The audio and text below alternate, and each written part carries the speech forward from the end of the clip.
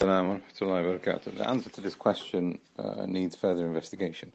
If somebody owes you money, say they owe you £100, and you have access to that £100 at any time, meaning they owe you money and you're relaxed about it, and you've basically said to them, pay me whenever you can, but they've got the £100 whenever you want it, then that is your money, and it stays with them, but it's your money. So you need to give zakat on it. You need to include that in your zakat.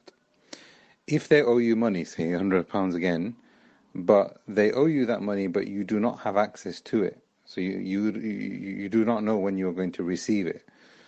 They're hard up, and they keep asking you if they can have more time, etc. In that scenario, that is not included in your overall zakat.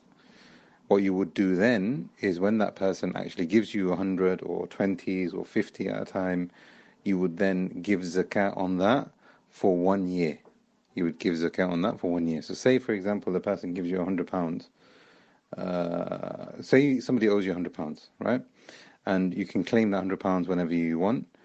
You need to include that in your zakat. Say they owe you £100, but you can't claim it whenever you want, and you want it now, but they're poor, they can't give you the money. And then in November, they give you the money. Your zakat was due in, or let's say in Muharram, but your zakat was due in Ramadan. You've already paid for this year in Ramadan. But they give you the money, and you were expecting to receive it in Ramadan, but they couldn't afford to give it to you then. So they give you in Muharram, which is 4 months later. When you finally receive that £100, or whether it's in 20s or 50s or whatever it is, whether it's in installments or the full amount, you give zakat on it for 1 full year. Not for the previous years, irrespective of how long they've had it, you would give zakat on 1 full year.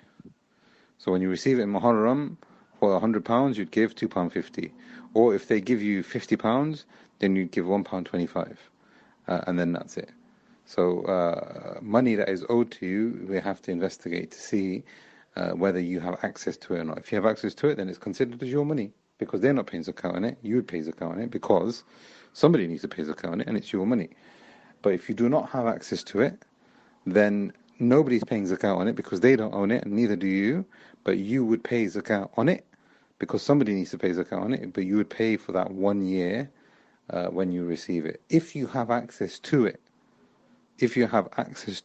and they've kept it with them, and you're not so bothered, you're letting them, use the money for whatever they need to, then you need to give zakat on it for every single year. So say you've given them £100 in 2010, and they've got it for 10 years now.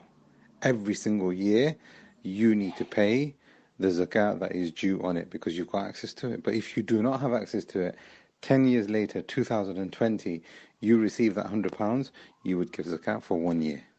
And I think this now concludes all the different eventualities, inshallah.